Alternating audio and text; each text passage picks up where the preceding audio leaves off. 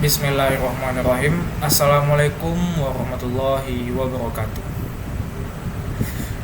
Perkenalkan, nama saya Sultan Al-Falah dari kelas mesin 2C dengan NPM 243310765 dengan dosen pengampu yaitu Dr. Prima Wahyu Titisari STTSI, MTTSI. Nah, di sini saya bakal mempresentasikan hasil dari penelitian saya yang penelitiannya itu berasal dari lebah, yaitu judulnya drone penyelamat. Yaitu drone penyelamat ini sendiri yaitu terinspirasi dari lebah, yang dimana yaitu terinspirasinya itu dari sengatan dan sayapnya lebah. Oke. Nah, yang pertama yaitu ada inspirasi alat. Alat ini terinspirasi dari lebah, yang dimana berasal dari ekor sengat dan sayapnya lebah.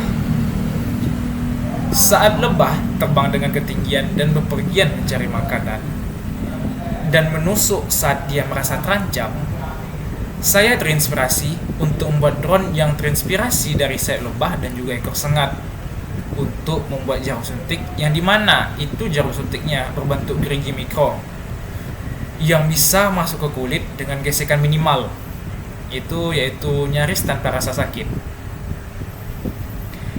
Ya, pada alat saya ini yaitu drone-nya sendiri yaitu gabungan dari sayap lebah dan juga ekor pada sengatan lebah, yang menghasilkan nanti drone yang saya beri judul seperti drone penyelamat, yang dimana drone penyelamat sendiri itu dia sendiri drone-nya itu lebih tepatnya kayak di dalam drone itu ada jarum suntikan. Oke, next. Nah, di sini ada namanya itu anatomi lebah. Di sini seperti yang kalian lihat pada gambar, di sini ada anatomi pada lebah. Seperti ada antena ya, habis itu ada mata sederhana, kepala, dada, perut, sayap, kaki, mata majemuk, rahang, dan serta ya terakhir yaitu ekor pada sengatan pada lebah. Oke. Nah, selanjutnya itu ada refleks sayap dan sengatan. Nah, di sini refleks gerakan sayap pada lebah yaitu respon otomatis sistem saraf terhadap rangsangan eksternal atau internal yang memicu otot-otot sayap untuk bergerak. Gerakan ini tidak harus selalu disadari oleh lebah, melainkan merupakan reaksi cepat untuk terbang, mempertahankan suhu sarang, atau menghindari bahaya. Nah, yang kedua yaitu ada refleks sengatan lebah. Itu respon spontan ketika lebah merasa terganggu, terancam, atau ketika koloninya mengeluarkan sinyal bahaya, atau bisa jadi ketika lebah tersebut merasa terancam dia. Nah, refleks ini mengaktifkan otot-otot di bagian abdomen dan kelenjar racun untuk melancarkan aksi menyengatnya. Oke, selanjutnya. Nah, di sini ada contoh bagian-bagian yang saya ambil yaitu pada bagian tubuh lebah, yaitu ada pada bagian sengatan lebah dan juga pada sayap lebah. Sayap lebah sendiri yaitu ada atau forewing itu memiliki struktur tulang yang seperti ini, yang dimana struktur tulangnya itu ada namanya itu hindwing. Nah, di hindwing sendiri itu terdapat, kalau di zoom kembali, yaitu terdapat namanya itu hamuli di pada bagian struktur tulangnya sendiri. Nah, kalau ditengok pada gambar sendiri yaitu sengatan lebah, itu dia bergerigi seperti ini. Nah, selanjutnya yaitu fungsi struktur. Yang pertama yaitu sayap lebah memiliki dua pasang sayap, yaitu pasang sayap depan dan belakang, yang memungkinkan lebah untuk mencari makan dengan cara terbang dari sarang ke bunga dan mengangkut nektar kembali ke sarangnya. Nah, yang kedua yaitu ada fungsi ekor sengatan. Sengat lebah digunakan untuk menyerang musuh yang dianggap mengancam sarangnya sendiri. dan lalu mereka mengeluarkan racun, yaitu ada melitin, atau itu racunnya sendiri itu menyebabkan rasa sakit. Yang kedua yaitu histamin, menyebabkan pembengkakan. Yang ketiga dan terakhir yaitu fosfolipase, yaitu merusak jaringan musuhnya.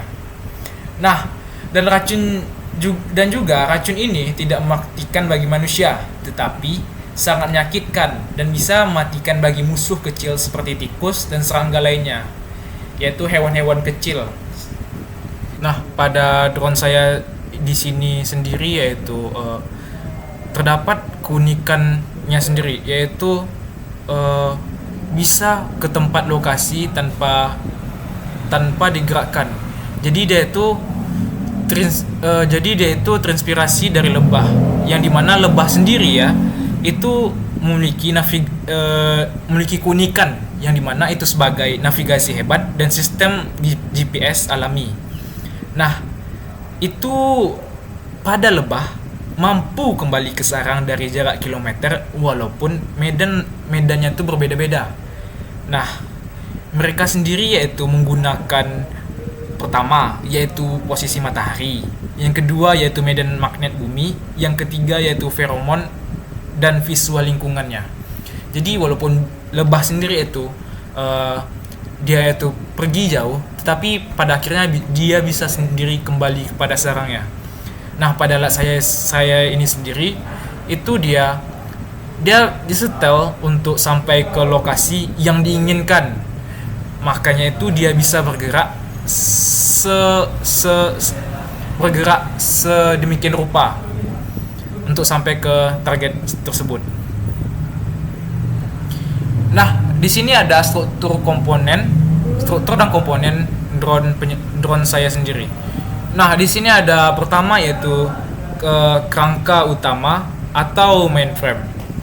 Nah, di sini fungsinya itu sebagai rangka yang menjadi tulang punggung seluruh drone. Nah, yang kedua yaitu ada rotor atau propeller. Nah, fungsinya itu menghasilkan gaya angkat atau lift, dan arah gerakan yaitu thrust. Yang ketiga yaitu ada motor brushle. Nah, motor brushle sendiri yaitu fungsinya memutar propeller dengan kecepatan tinggi. Nah, yang keempat yaitu ada SC atau Electronic Speed Controller, yang dimana itu fungsinya mengatur kecepatan tiap motor berdasarkan sinyal dari flight controller. Yang kelima yaitu ada Flight Controller atau FC. Nah, yaitu sebagai fungsinya otak utama drone, makanya itu dia bisa bergerak. Nah, yang keenam yaitu ada baterai, ya untuk sebagai menyediakan energi ke seluruh sistem, atau sebagai motor atau sensor pada sensor dan kamera. Nah, biasanya jenis umum yang digunakan pada baterainya itu yaitu LiPo atau lithium polymer, karena dia itu terbuat dari bahan ringan dan kuat. Nah, dia tuh biasa ditempatkan di pusat agar distribusinya tuh beratnya tuh merata. Nah, yang ketujuh yaitu ada GPS module, yang dimana sendiri yaitu sebab fungsinya memberi koordinat atau posisi drone di udara. Makanya dia sendiri itu bisa sampai pada tujuan yang diinginkan. Nah, yang kedelapan yaitu adalah ada kamera atau sensor beban atau payload. Nah, itu fungsinya itu sendiri merekam video, mengambil gambar, atau juga bisa digunakan untuk pengukuran. Mungkin kalau tidak ada kamera ini nih, atau mungkin bisa diganti menjadi kamera thermal, atau bisa jadi sensor multispektral. Nah, yang selanjutnya yaitu ada transmitter, yang ke-9 itu transmitter dan receiver. Fungsinya itu mengirim dan menerima sinyal dari pengendali atau remote control. Itu walaupun dia sudah disetel, tapi agar dia tidak terjadi kesalahan pada saat mengikuti jalurnya, makanya itu dia disediakan remote agar masih bisa dipantau drone-nya bergerak kemana. Yang terakhir yaitu ada landing gear. landing gear. Nah, fungsinya itu melindungi drone saat mendarat. Nah, atau mungkin bisa diganti menjadi bisa tetap atau dilipat otomatis pada drone sendiri ini. Nah, ini kan sudah kita jelaskan pada drone-nya sendiri. Nah, selanjutnya itu ada pada komponen jarumnya sendiri, yaitu ada pertama yaitu jarum mikro atau microneedle minim, yaitu kecil. Nah, itu fungsinya menembus permukaan kulit atau jaringan target tanpa menimbulkan rasa sakit. Dia tuh makanya disebut jarum mikro minim, yaitu untuk menembus permukaan kulit. Jadi kayak serasa disuntik tapi dia tidak terlalu sakit. Nah, yang kedua yaitu ada kanal injeksi atau injection channel. Nah, yang dimana itu sendiri yaitu fungsinya itu menyalurkan cairan dari reservoir ujung jarum mikro. Jadi itu untuk menyalurkannya kayak kalau pada digambar yaitu pada bagian sini ya. Oke. Nah, selanjutnya yaitu ada reservoir cairan atau fluid chamber. Ya, fungsinya itu menyimpan cairan yang akan disuntikkan. Mungkin seperti obat, macam enzim atau vaksin dan lain-lainnya. Nah, selanjutnya yaitu ada keempat yaitu ada mekanisme pemicu atau trigger system. Nah, itu fungsinya itu mengontrol waktu dan volume injeksinya agar tidak terjadinya masalah di dalam bagian jarum suntikannya tersebut, agar tidak mengalami terjadinya kebocoran pada jarumnya dan lain-lain segala lainnya. Nah, yang kelima yaitu ada control mikro atau microcontroller unit atau MCU. Nah, fungsinya itu bertugas untuk membaca sensor, mengatur waktu injeksi, volume cairan, dan aktivasi mekanismenya. Nah, selanjutnya itu ada sensor tekanan atau sentuh atau pressure sensor, yang dimana itu untuk melindungi seluruh komponen dari debu, kelembapan, dan kontaminasi. Makanya itu pada di dalam drone pada alat saya ini yaitu dimana jarum suntikannya itu tepat di dalam drone-nya sendiri agar tidak terjadinya kontaminasi terhadap hal apapun, hal yang tidak menyenangkan seperti bakteri atau hal lain-lainnya yang membahayakan bagi tubuh. Mungkin bisa jadi masuk ke tubuh dan bisa terjadinya kecacatan pada tubuhnya sendiri.